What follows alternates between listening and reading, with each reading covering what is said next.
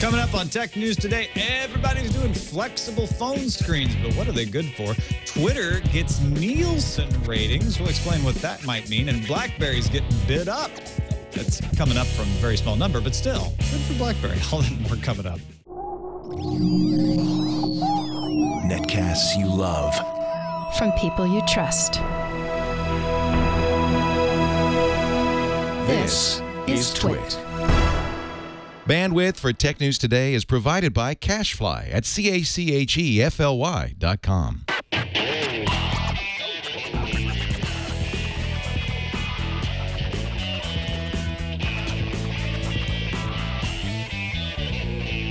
This is Tech News Today for Monday, October 7th, 2013. Tech News Today is brought to you by Gazelle, the fast and simple way to sell your used gadgets. Find out what your used iPhone, iPad, and other Apple products are worth at Gazelle.com. And by RingCentral. We do everything in the cloud. That's why we love our cloud-based phone system by RingCentral. Zero startup cost, and RingCentral is $20 a month per user. Try it now with a 30-day risk-free trial. Buy one desk phone, get a second phone free, up to 20 phones. Call 800-543-9980 or visit ringcentral.com and use our promo code TWIT. Welcome to Tech News Today. I'm Tom Merritt. I'm Sarah Lane. I'm Aya Zakhtar. And I'm Jason Howell. And this is the show where we keep you up to date in the most important stories in the tech world. Put them in some context for you, starting with the News Fuse. Fuse them together. Blow them up. LG confirmed it will mass-produce flexible OLED display panels for smartphones up to 6 inches in size. Panels are 0.44 millimeters thin and weigh 7.2 grams. While the screens are flexible, built on a plastic substrate instead of glass, they are expected to be built into rigid cases, meaning the screen may be bent, but it will be fixed in one position. So no roll-up phones yet. But we've got a trend here. Samsung is reportedly set to announce a curved display smartphone known as the Galaxy Round as soon as this week. This is coming from Korean news site Asia. The phone would use a plastic display rather than one made of glass. Now, this report follows a comment made by a Samsung executive back in September that confirmed such a phone, and Samsung has already filed for a trademark for the Galaxy Round name itself. The Nexus 5 might be the worst kept secret in tech right now. Android police just found the near final draft of a 281-page service manual for the Nexus 5 made by LG. The manual sheds more light on the Nexus 5 specs: 16 gigabytes or 32 gigabytes for storage, 8-megapixel camera with optical image stabilization, a 4.95-inch 1080p display. Android police, though, they took down the images of the manual at LG's request, which makes this thing seem a lot more legitimate. I know, it's like a confirmation at this point. The NSA has been working to break the security and anonymity of internet privacy tool Tor. According to documents Edward Snowden provided the Washington Post and The Guardian. Tor, which stands for the Onion Router, encrypts traffic repeatedly in layers, hence the onion thing. The NSA did not break that encryption, but succeeded in diverting users into insecure channels by blocking the network or by staining anonymous traffic as it entered the network, allowing them to tell when it left the network. Roger Dingledine, one of Tor's principal designers, believes these methods could only be exploited against a relatively small number of users. Twitter's rolling out its Nielsen TV Twitter rating system in the U.S. today after announcing a partnership with TV ratings tracker Nielsen last year.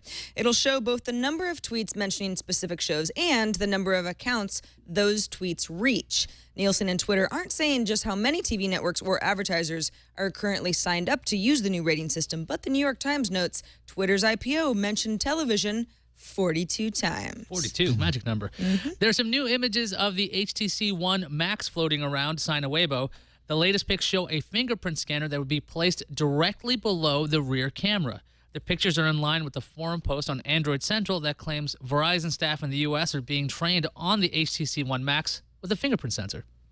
Is the Surface really sold out? And if so, what does that mean? Wednesday, Microsoft claimed pre-order stock of the 64-gigabyte Surface 2, the 256-gigabyte and 512-gigabyte Surface Pro 2 models were close to selling out. And then Sunday, the 128-gigabyte Surface Pro 2 was listed as out of stock. But by Sunday night, it was back in stock again. And Microsoft, if you remember, indicated sellouts of its original Surface RT as well, but then ended up having to write down $900 million in excess Surface inventory back in July. Surface Pro 2 and the Surface 2 will ship October 21st. Athletes and spectators attending the Winter Olympics in Sochi this coming February should probably get ready for some hefty surveillance, according to documents shared with The Guardian. For example, Russia's FSB security service plans to take advantage of newly installed telephone and internet spying capabilities to give free rein to intercept any telephony or data traffic and even track the use of sensitive words or phrases mentioned in emails, web chats, and on social media. Makes that whole world is watching phrase a little more ominous, doesn't it? Yeah.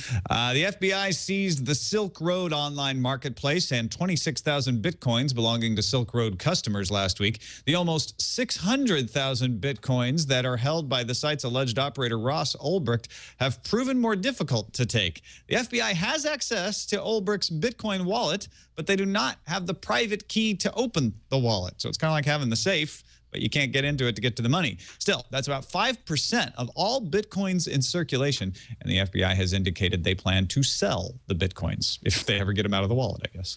Microsoft's facing some backlash over recycling Outlook.com email addresses. Outlook's service agreement says a user would have to sign in periodically every 270 days, or that account may be deleted. The user policy says nothing about deleted account names being reused. Microsoft told PC World that after a total of 360 days after deletion, the email account name is made available again. This is causing some privacy concerns similar to when Yahoo announced it was freeing up email addresses for its email service. I'm assuming if I sign into Microsoft Live elsewhere and don't sign into Outlook, I don't lose my email address, but I don't know. That's kind of daunting. This episode of Tech News Today is brought to you by Gazelle. That new iPhone's here, folks. You've got the Samsung Galaxy S4 and an HTC One, and now there's curved phones coming. There's probably a phone you got your eye on, and you probably are thinking, well, what am I going to do with my old phone? I could use a little cash. That's what Gazelle's for. Turn that phone into cash, GAZELLE.com. Tell them the condition. They'll even buy broken iPhones and iPads, get a risk-free offer for your gadgets, and free shipping. You'll get paid fast by check, PayPal, or an extra 5% with an Amazon gift card. You get paid in cash. It's risk-free because those offers are locked in for 30 days, giving you time to transfer your data, and Gazelle will wipe your data for free. It's trustworthy. I use them all the time, and it's easy. Free shipping, fast processing. What's your iPhone worth? Take a minute. Go to Gazelle.com and find out. It doesn't hurt to look. Do it now, though, because your iPhone may lose value the longer you wait. They don't generally get more valuable. They're not that old yet. They can't be sold as antiques as much as some of us feel like maybe they are at certain points in the year. Gazelle.com, we thank them for their support of Tech News Today. All right, let's gather around the old table.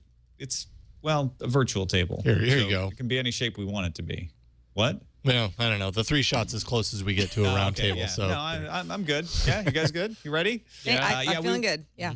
We were supposed to have Natanya Barron as our guest, but she had to drop out last minute because of some work stuff. So we're hoping to get her back soon. But let's talk about these curved phones. World's first flexible OLED smartphone displays from LG could be coming in that G Flex you may have heard rumored about. That's supposed to be announced next month. That would be from LG, but they would make the displays for other manufacturers, one would assume. World's lightest, they say, as I mentioned, 7.2 grams, even with the 6-inch screen. That's pretty light. And then Samsung's like, oh, yeah, curved screens, we can do that. They told Korean site Asia E that they avail this next week. Now, remember, it's curved in a fixed body, not bendy. Do we want this, Sarah Lane? Is this something that gets you excited about a new phone? Well, I do like you say it's not bendy, and that's what doesn't get me excited about it. At first, it's like, ooh, that's really cool. But if it's fixed, then it actually takes up more room than a nice flat phone currently would, and it kind of negates the whole idea of a phone being extremely thin because it's still got this sort of footprint that you can't make thinner. So besides looking cool for 2 seconds, I actually think that this makes very little sense at all for anybody looking to save space. I guess it really depends on how it's executed. We saw those Samsung, concept images where the screen just kind of bends over to the right, so you have like a pane where you can see more information. So maybe if you have a smart cover on or something, you can still see information on the side bezel, something like that. But it's really about the execution, because if it is curved and it's just kind of odd to put in your pocket, that's going to be a real issue. So I think it's a start. The question is, when can this be less fixed? When can it be a scrollable display? I think it'll definitely have a wow factor in the store. That's always something. When you go into a store and you see a bunch of black slabs on on a platform, if you see something that has extra screen on the side, it might grab your eye and go, hey, what's that? And if it's LG who's struggling, that might be good enough for them.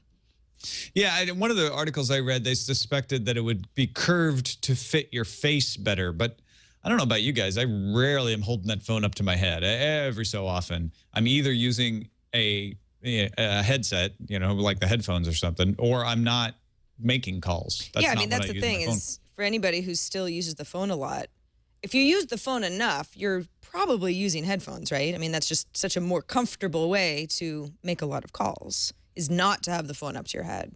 So that doesn't really work for, ooh, this curved glass feels so good in the crux of my neck. But you can hold the phone better. So this is very hard to do, right? That was It's not very hard to do. days. You're doing it right now. Well, you're going to hurt yourself if eventually. it was more but curved, maybe. Anyway, you could just do that with plastic on the back. You don't really need to have a curved screen to really make that work.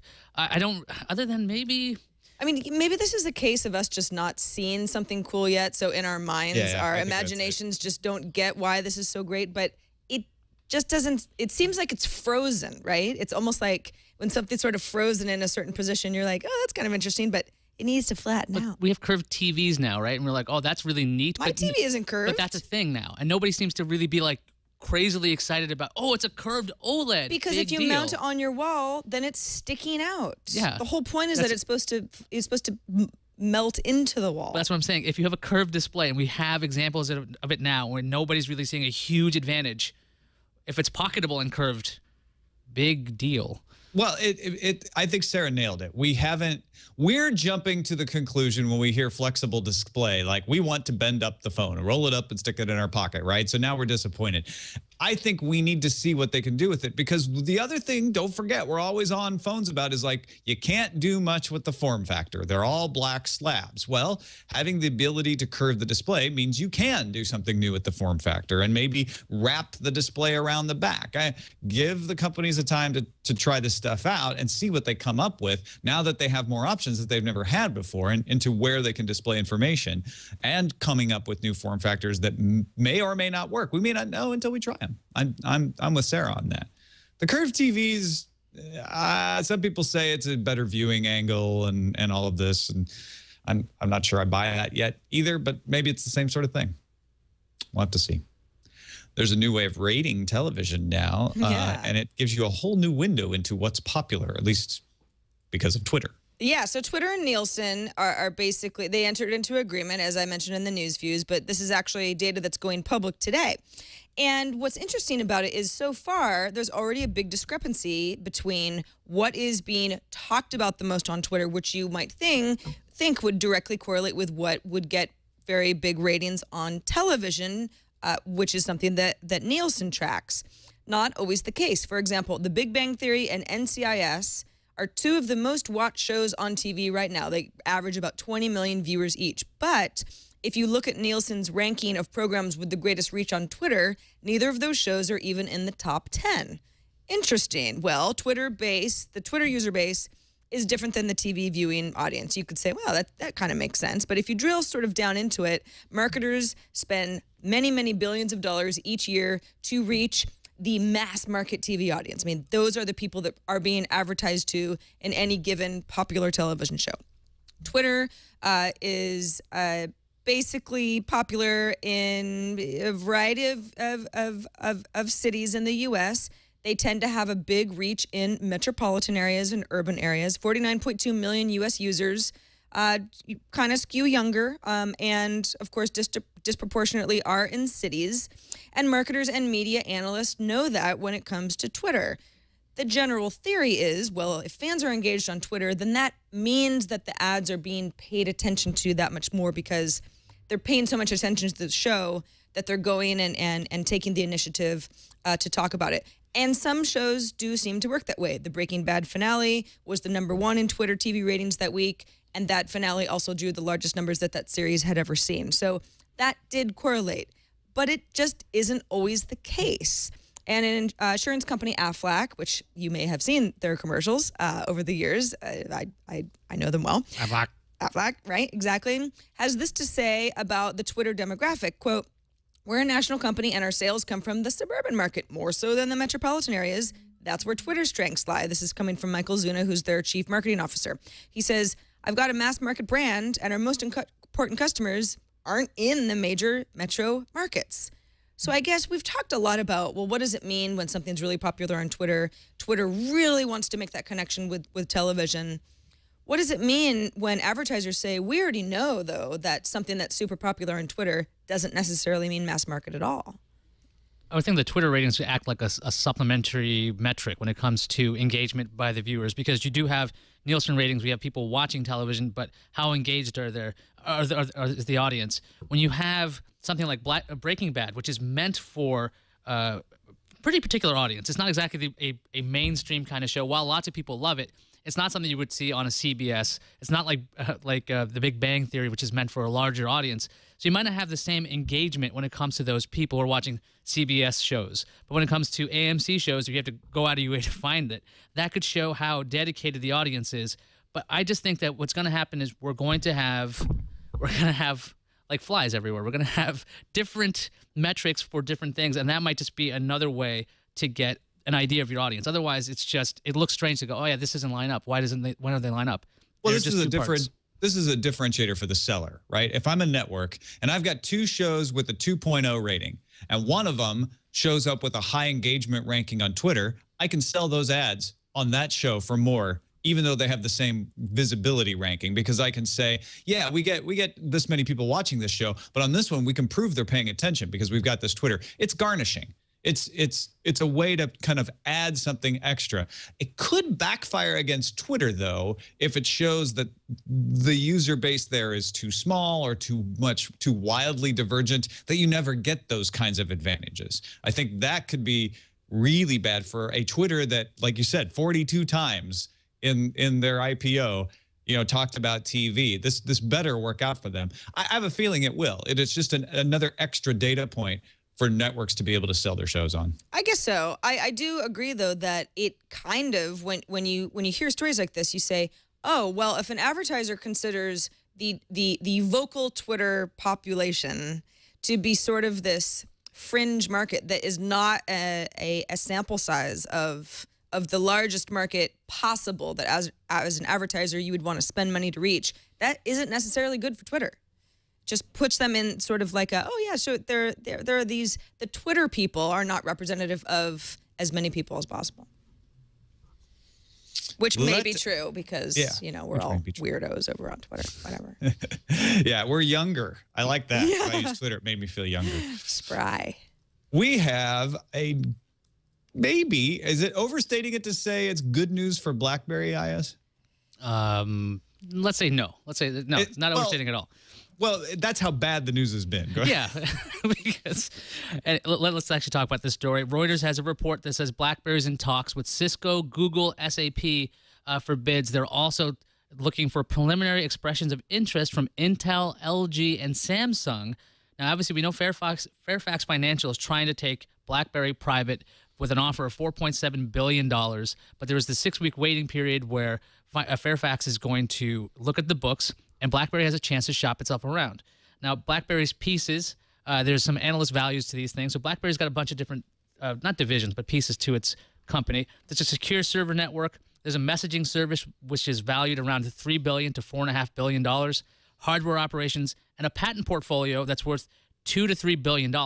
Although the value of BlackBerry's patent portfolio and licensing agreements is likely to be 1/2 of the value it is now in the next 18 months, according to a BlackBerry company filing from this week. And Reuters says it's unclear which parties will bid. So it's the Wild West right now. I wanted to play kind of a game, like a matching game. Let's carve BlackBerry up. Which company should go after what part of BlackBerry? Tom, what do you think? I think if you carve it up at all, you have to carve it between patents and systems. The handsets part of this business is pretty much dead. I would think it would make more sense for somebody to buy both at once. I don't think BlackBerry does benefit as much, or the buyer doesn't benefit as much by carving these up. I think you want the patents as declining in value as they are to go along with the systems. I think the security systems, the enterprise systems, are the thing that's valuable, and it's a great supplement for an enterprise level brand. So somebody like Cisco, I think, could make great use of this. As soon as I saw that, I was like, that if they can get it for a price that makes sense for them, Cisco running BlackBerry branded enterprise security messaging systems, I think makes perfect sense. Kind of turns into this it's like a game of chicken, you know? If we know that something that would be valuable, like a patent portfolio and some licensing agreements, is falling in value, how long do you wait before you as an enterprise company say, all right, we're just going to take that? Because you want to pay as little money as possible, but at the same time, you don't want to lose out on something that actually would help your brand. I wonder how much is going on here. I mean, you hear about BlackBerry saying, okay, who is interested? Intel? LG? Samsung? Let's hear your interest. And there's probably a lot of conversations going on right now saying, well, at what point do we reach out?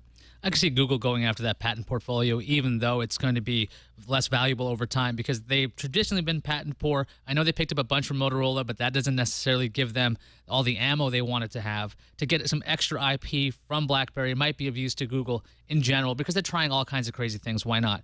And they also have a ton of money. So if you're going to throw, what is it, $2 billion, $3 billion to Google, that's like a drop in the hat for that company. So them picking up IP makes the most sense to me. Cisco, like Tom is mentioning, that makes more sense for their messaging services, their secure server network, because they're all about communications. And Cisco's really bad at consumer-facing stuff, so enterprise makes a lot of sense there. I don't know why Intel, LG, or Samsung would be interested. We've seen the rumors of Samsung. The beginning of the year, all these rumors were up about BlackBerry trying to sell itself, or then RIM, to Samsung, and Samsung denying it in public, saying, no, we're not talking to these guys. Don't even talk about that. That's not going to happen. Samsung, I don't think, has any use for this. LG might have a tiny bit of usage if they just want maybe another factory. But apart from that, I feel the opposite. I think Samsung could have a use for this because they're trying to do services. They're trying to differentiate and say, when you buy a Samsung, you've got chat on and you've got all these services. So buying BlackBerry Messenger could make sense for Samsung. I agree with you, though, that I don't think it makes enough sense for them because it's brand confusion. LG, maybe, you're right. I don't think they have enough cash, actually, although it's pretty cheap.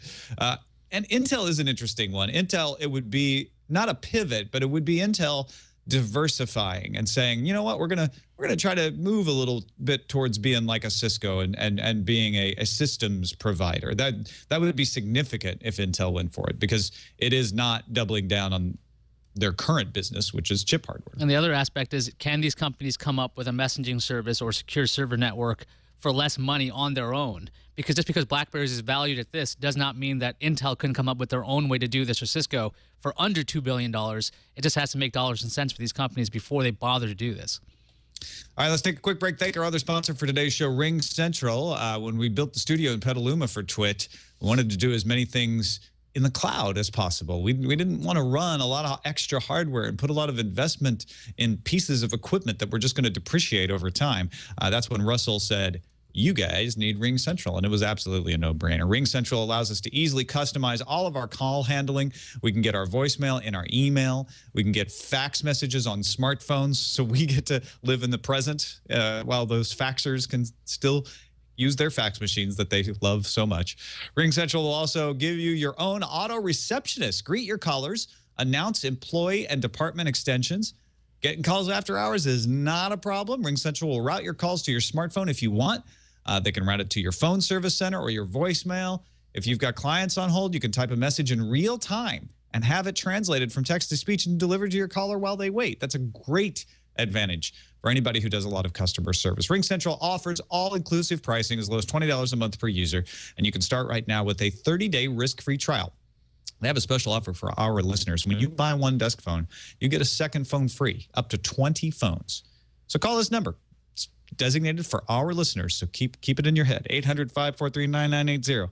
That's 800-543-9980 again. 800-543-9980. Don't forget that. Or you can just go to ringcentral.com and use the promo code TWiT. That's ringcentral.com, and that promo code is TWiT. We thank them for their support of Tech News Today.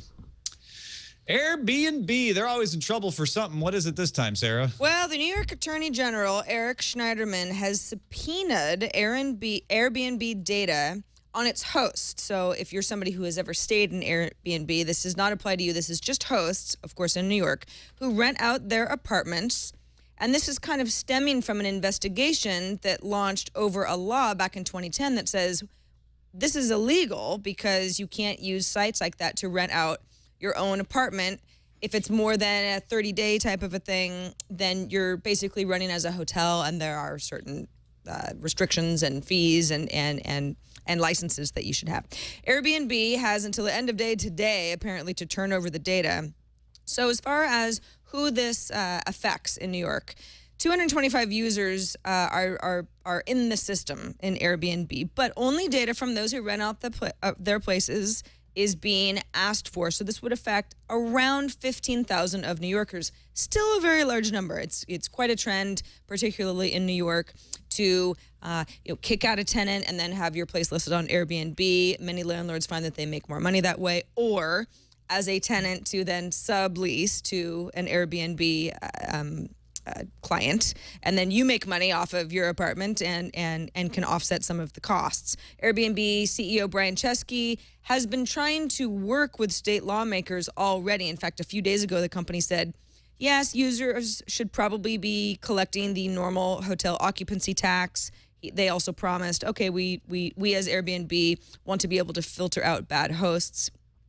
Company said in a statement, though, about the subpoena, quote, even the politicians who wrote the original law agree it was never designed to target regular people who occasionally share their homes. We're concerned that this is an unreasonably broad government demand for user data, and we remain committed to protecting our users' privacy. So what do we think? As an Airbnb host in New York City, Ayaz, would you be pretty freaked out about having to, a company like Airbnb having to turn over data that you never thought the government would have access to? Well, I think the big issue is whether you're going to get taxed on that money or not. I think that's what people are freaking out about. If their data's out there, their name and whatever earnings they're making, I think that's kind of, it might be well known considering you list those pieces of information, I'd imagine, when it comes to Airbnb. But I don't know how often people are reporting all these all the income they're getting there. So that might be the thing that's freaking them out most, I'd imagine, because they're talking about hotel taxes and things that way. That could make a big difference. But there is the issue of landlords kicking out people, in theory, because they're not legally allowed to sublet with their contracts, with their leases. So that might be another issue. So as a potential host, I probably would be most freaked out about, okay, definitely make sure I keep really good records. But if it protects me from a landlord kicking me out because I can actually get away, I can actually do this, that seems like it's more protective than not.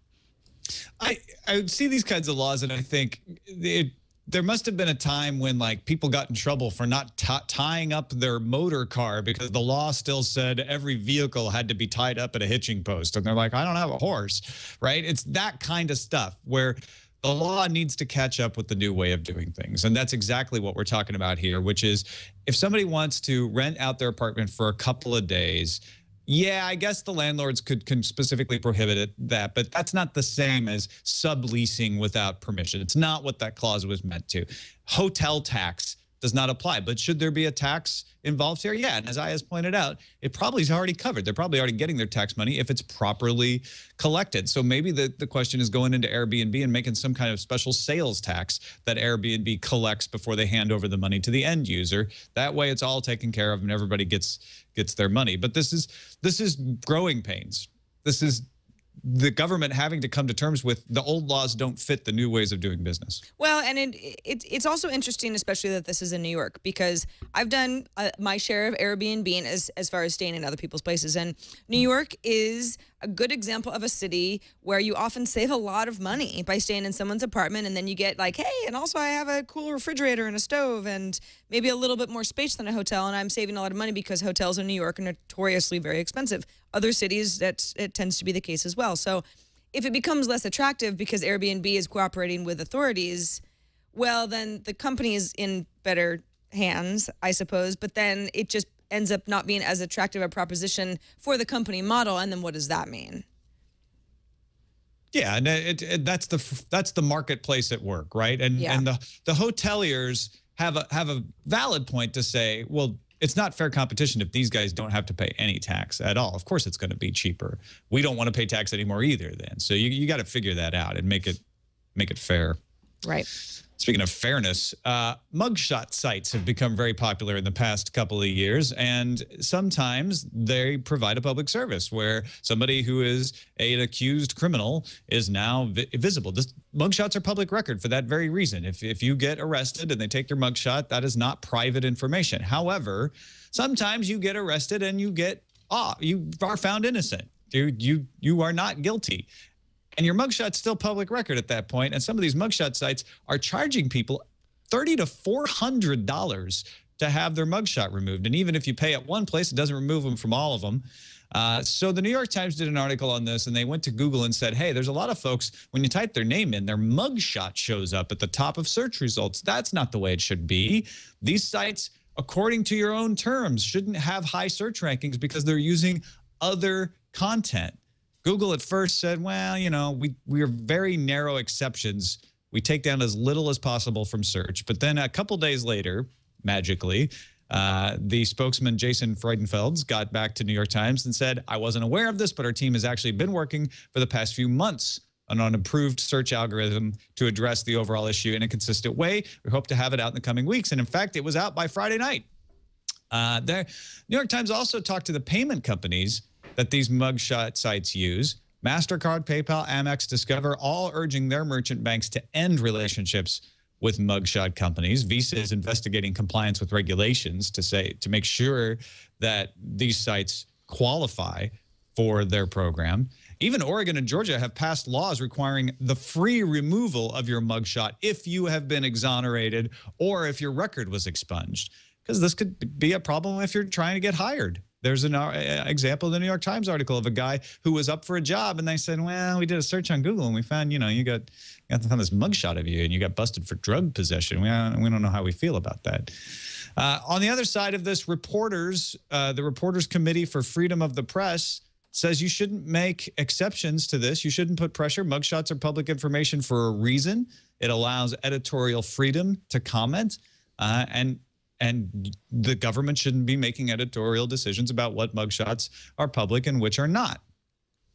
So who should be the arbiter of whether a mugshot should be found? And should Google be making these decisions saying, oh, well, these mugshots sites are not any good, so we're going to lower them in the index? Is it an example of Google having too much power, Ayaz? Well, Google's about relevant search results, right? That's the point. When you're looking up somebody and you want to find out information about them, if it's the most relevant, that should be the thing that's on the front page or in the knowledge graph on the right or something of that nature. If it's actually relevant to what's going on, then Google should be deciding where it goes. It can just be another factor in an algorithm when it comes to whether Google puts it up top or the bottom. But let's say it's usually celebrity news, that stuff would go very much to the top because they're public figures and that kind of nature. But when it comes to, I guess, individuals that are not public, maybe they would have a different weighing on it. But I don't think that it's up to Google to hide it.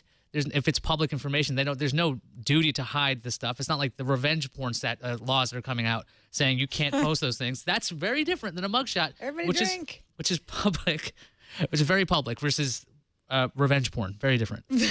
Everybody drink. I think that the mugshot is, I mean, that's the sort of thing where, yes, if there is one floating around, it's really not the sort of thing you want at the top of your search results. So I could say if there is a mugshot of me because once I was booked, but then I, was detained illegally and ended up suing the county, or this didn't happen, by the way. It's actually sort of, but that was a long time.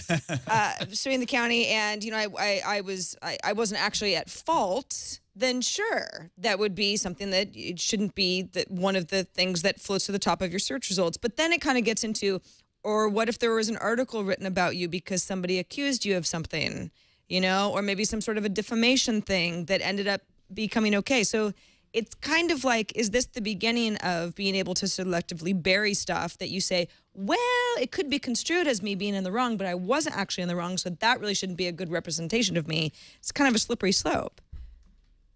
Yeah, I mean, you could be taken in, a mugshot taken of you, and then you go to court and you're found innocent. At that point, I think what needs to happen is the world needs to understand that with easy access to these mugshots, a mugshot does not mean you are guilty. The mugshot just means that there is a fact, a public fact, because it's the government doing it, that they arrested you. This kind of thing could be used to actually uncover persecution.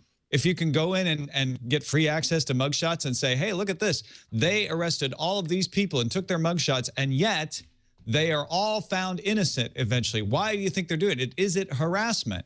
And that's what the reporter's side of this is saying, which is if we start putting limits on what people can do with public information, that's a double-edged sword. We have to put up with the bad guys, the guys who do kind of icky things like mugshots.com in order to get the public benefits and the sunshine aspect of it.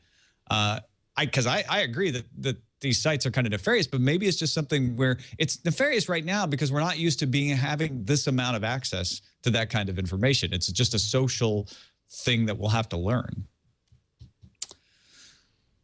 Another thing we're going to have to learn is that you can run an operating system right out of your browser in Windows 8. That's what it's looking like. So Google's updated the developer version of Chrome for Windows 8. This app is really for Windows Modern UI, formerly known as Metro. The Verge says the modern version of Chrome is just like Chrome OS. On the bottom left, you get the app launcher. You get a dock with all the web apps that you're normally used to now with the new version of Google's Chrome OS. There's also the ability to have multiple browser windows that can be snapped to the left or right of the display. You can do all kinds of things that you would be able to, as you can see in this screenshot. There's Twitter snapped to the left, and this version of Chrome running on the right side with multiple, well, there's a single window and the app launcher. It looks a lot like Chrome OS running within Windows 8. This version of Chrome is using a special mode that Microsoft allows for web browsers, because normally they're full screen apps with the new modern version of the operating system.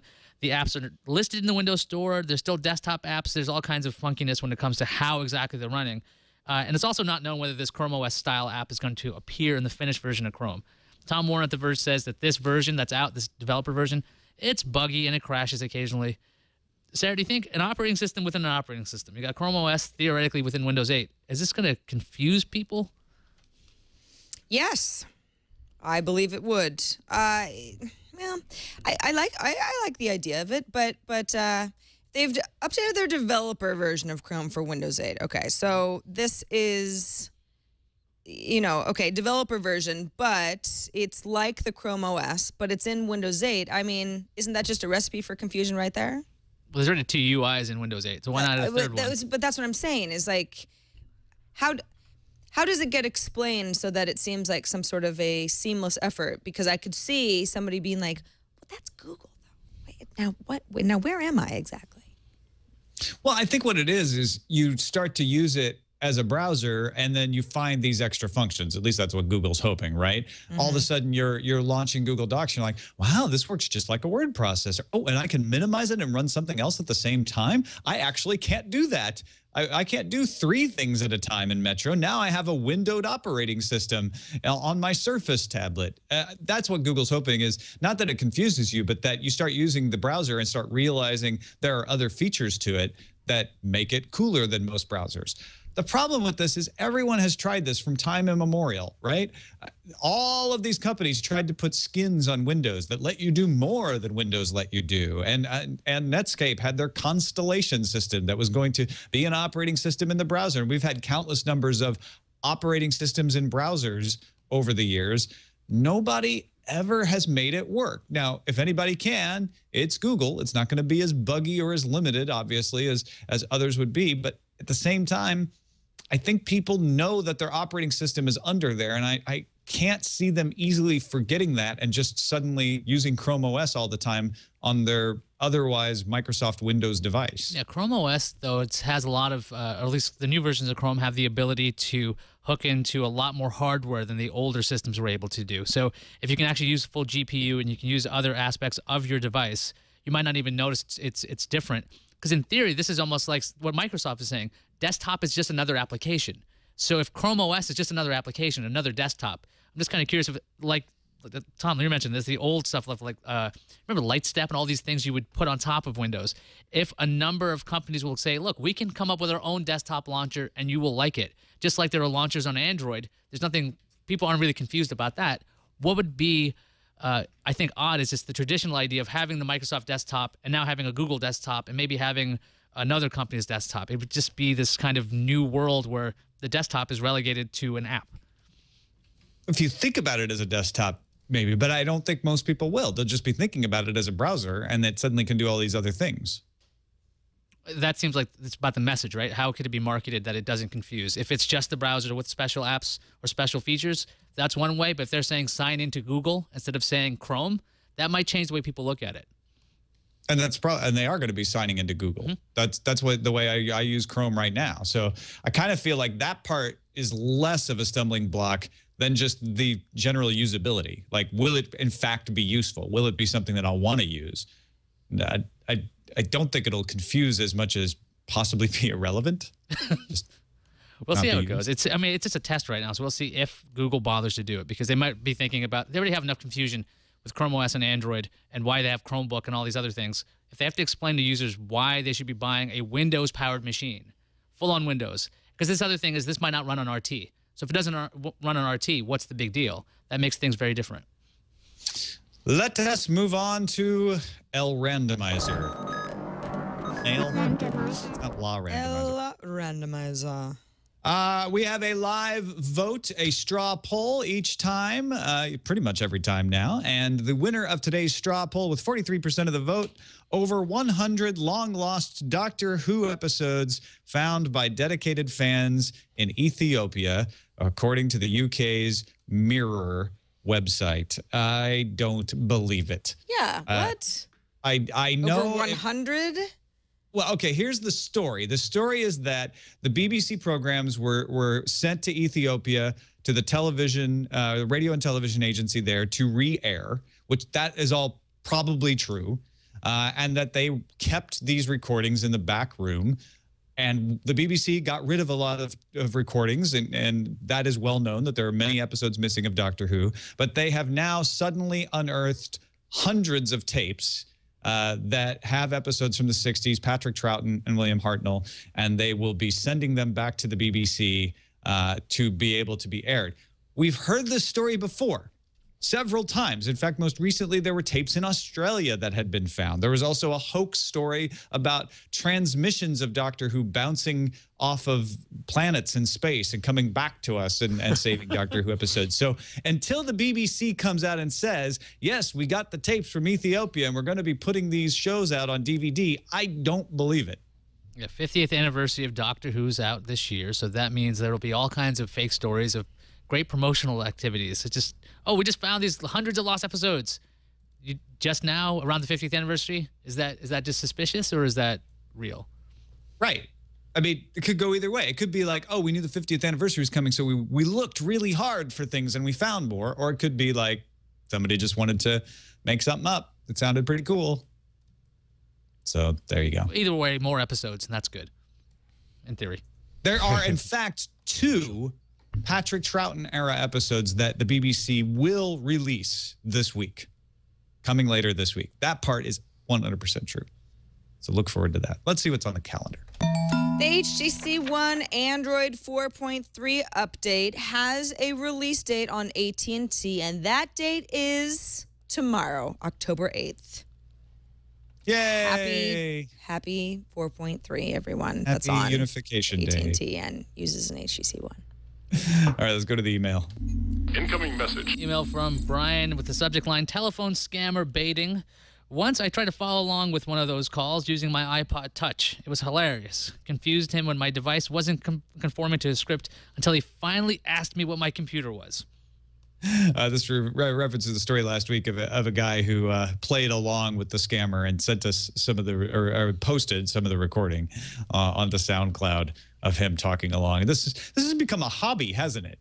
When the scammer calls to just waste their time. Do you think that would actually ever end up dissuading these companies from doing this because they just start wasting so many time with so many geeks who are messing with them? As long as there's some kind of return, I'm sure that it'll continue, just like spam. But the thing is, I know it's always hilarious when you see like a Windows antivirus warning on an iPad. You're like, okay, well, this is obviously a great looking scam. If it was on a Windows machine, I might even look at it and think it's real. But you know it's obviously wrong, especially when you're using another OS. So as long as they're still making somebody pay, I'm sure Yeah. this will continue. But it's fun to game the system when there's a system. Sadly true. Well, folks, if you would like to have an effect on what stories we cover on the show, by all means, get to technewstoday.reddit.com. We need people. We need fact finders in there. We need folks in there shooting holes in things, voting stuff down, saying, wait a minute, that story's old. That story can't be true. All that sort of thing. As much as we need people suggesting stories, which we have lots of people suggesting great stories. So keep doing that as well. Go to technewstoday.reddit.com and get involved in the story selection for the show. You can find us on the web at twit.tv/TNT. You can email us. Our email address is tnt@twit.tv. And you can give us a call. Please leave us a concise and insightful voicemail. Do it right now, 260-TNT-SHOW. Allison Sheridan from the Nozilla Cast will be on with us tomorrow. See you then.